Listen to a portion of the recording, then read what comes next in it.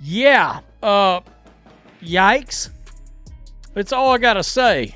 Caitlin Clark fans showing no mercy whatsoever, right?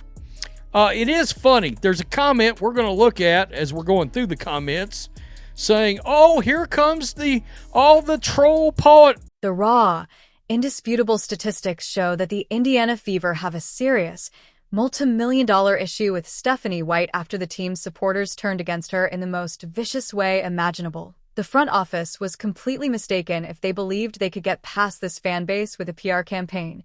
There are more than a few irate tweets that we are currently seeing. This fan rebellion is well-organized and well-educated. You're a WNBA pro. Today, we will reveal how the Indiana Fever's marketing apparatus recently experienced the most embarrassing backfire in WNBA history. We will examine the hidden indicators that demonstrate the fans' rejection of the previous establishment, and as opening day draws near, we're going to break down the utter terror inside that front office. The WNBA media elite has been attempting to deceive you for months. They've been attempting to portray the supporters as merely casual people who don't understand basketball. They wish to persuade everyone that any criticism of head coach Stephanie White is solely the product of irate podcasters and internet trolls. For the league executives, however, the reality is far more perilous. In actuality, Fever Nation is fully awake. They examine the spacing while watching the movie. They are aware of the mechanics of a pick-and-roll offense, and they will not stand by while a coaching staff tries to play off the ball by parking a generation-defining point guard in the corner. We only need to look at the opening night roster release if you want unquestionable, tangible evidence that the fan base has officially taken control of the story. The information contained in this announcement is a marketing department nightmare. It is ugly. Let's look at this. Our opening night roster is set. This just dropped. Kelsey Mitchell, Hines Allen, Raven Johnson, Aaliyah Boston, Sophie Cunningham, Lexi Hull, Demarius Dantas, Justine Passat, Michaela Timpson, Caitlin Clark, Monique Billings, Shatori Walker-Kimbrough, and Ty Harris. That is your opening night 2026 roster. Right there. Championships. At last, the 2026 Indiana Fever opening night roster was finalized and made public. Justine Passat, Michaela Timpson, Caitlin Clark, Monique Billings, Shatori Walker-Kimbrough, Kelsey Mitchell, Miasha Hines Allen, Raven Johnson, Aaliyah Boston, Sophie Cunningham, Lexi Hull, Demarius Dantas, Shatori Walker-Kimbrough, and Tiasha Harris. That includes your developmental player in addition to your 12-woman active roster. IT appears to be a roster designed to run. The roster is designed for three-point shooting, tempo, and space. However, this year, the Indiana Fever social media team made the decision to take a slightly different approach. They created unique images for each player, showcasing their jersey numbers and getting them excited for the upcoming season. Additionally, you can see who truly controls this franchise's economics in an unvarnished, brutally honest way by looking at the number of views on each of those individual postings. Fans vote with their clicks, despite the front office's desire to promote an equal opportunity, team-first narrative. Insight into popularity. A couple of things really caught my attention. Let's go here. Caitlin Clark, 378,000 views on this post, okay? I scrolled down.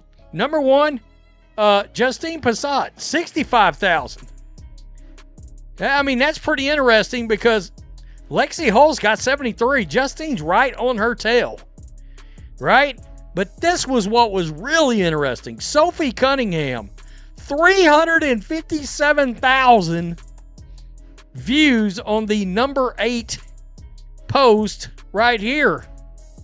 It's clear Caitlin Clark and Sophie Cunningham are I believe, we all know Caitlin. These precise measurements are fascinating, so let's analyze them. 378,000 people saw Caitlin Clark's official roster post. That is an enormous amount. IT is precisely what one would anticipate from the greatest attraction in women's sports history. She is the league's undeniable queen and the main source of revenue. However, I then began to navigate through the timeline. I glanced at Lexi Hull, a strong rotating work with an impressive 73,000,000 views. I looked at Justine Pissett, a young athlete, with 65,000 views who the fans appreciate for her shooting ability. However, I then noticed a figure that totally upends the conventional WNBA hierarchy. Who's on the number 8 post right here. It's clear Caitlin Clark and Sophie Cunningham are I believe, we all know Caitlin is the most popular player. I think Sophie is top, really and truly top, probably 3 or 4. As far as actual popularity, there's a lot more actual regular sports fans that know who the hell. 357,000 people have viewed Sophie Cunningham's post. Do you realize how big that number is? The number for Caitlin Clark is 378,000. At 357,000, Sophie Cunningham is breathing down her neck. This provides us with all the information we require about the contemporary WNBA customer. Sophie Cunningham is well known to mainstream sports enthusiasts. They adore her unreserved enthusiasm. Her roughness is adored by them. They like her refusal to back down from anyone, her embracing of the villain character, and her ability to shoot out lights. In contrast, Kelsey Mitchell, a highly compensated star who recently signed a Supermax deal, an amazing veteran and a key component of the franchise, only received 31,000 views. 31,000 as opposed to Sophie's 357,000. I want to be extremely clear. Kelsey Mitchell is not the target of this vitriol. She is an amazing basketball player. However, this is a terrible reality check for the marketing department of the Indiana Fever. The supporters' lack of concern for the former WNBA establishment is mathematically demonstrated by these data. Tenure is unimportant to them. The new energy is important to them. They are interested in the players who provide them with entertainment, infuse the floor with enthusiasm, and enhance Caitlin Clark's electrifying style of play, and anyone who tries to obstruct that amusement is greatly hated by them. This leads us to the complete disaster, the USA Basketball Post's digital carnage. I mean, the comments on this, yikes. Puke emojis. Stop promoting this awful coach if it doesn't make us like her anymore. How about stop trying to force us to glaze her? She destroyed the Vanderbilt program. Factual. That's factual. This one just kills me. The cesspool. In their boundless, disjointed wisdom, the Indiana Fever PR staff chose to share a congratulations image for head coach Stephanie White. They declared with pride that she had been chosen to serve as USA Basketball's assistant coach for the forthcoming World Cup.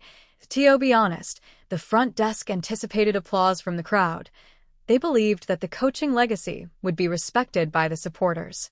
For a coach who has been under intense criticism, they believed they might create some positive momentum. Rather, the post was taken over by the supporters, who completely destroyed it.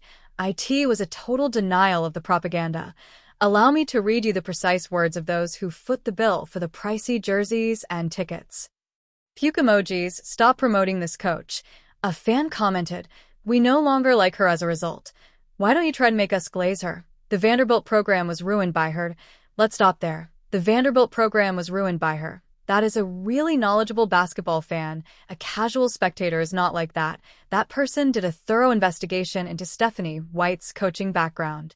They are afraid that she is bringing the same losing culture to Indiana because of her terrible time at Vanderbilt University when the team routinely played poorly.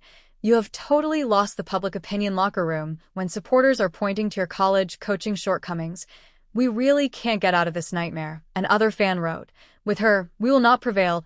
IT must be removed because it is overrated. Subsequently, the comment section was flooded with significant tactical concerns. Will she also attempt to keep CC off the ball during the World Cup? That will also be ruined by her. Instead of an alphabet activist, the Fever needs a new coach. Listen to the utter, unadulterated disdain expressed in these remarks. I don't care what she does as long as she leaves CC alone. You have players who coaches would genuinely die for. This is the league's most stupid coach, and White is doing everything in her power to destroy CC's reputation. Hey, signature shoes coming in September. What is going on? Really? Ticket sales plummeted since she came to Indiana. The fans have spoken. They don't like the lies from the front office or the questionable figures like Stephanie. Boy, got to be more careful. I mean it. Yeah. The fans are making the connections in real time. They are exposing the lies of the front office. Ticket sales plummeted since she came to Indiana, wrote one extremely astute admirer. Fans have expressed their opinions.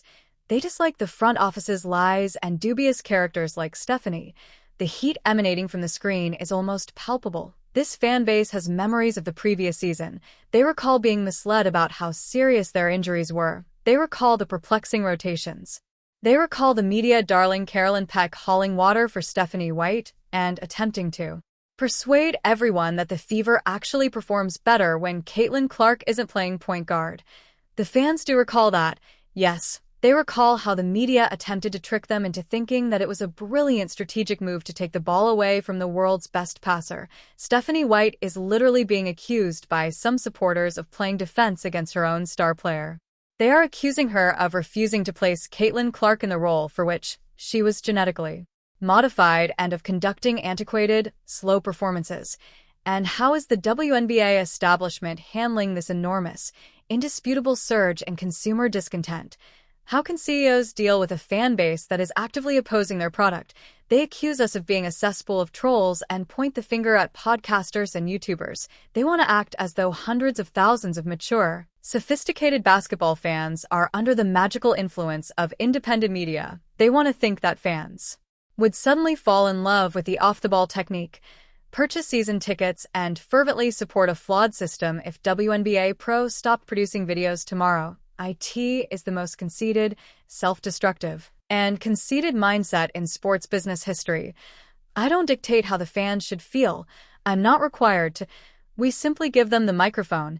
We draw attention to the reality that the mainstream media won't discuss.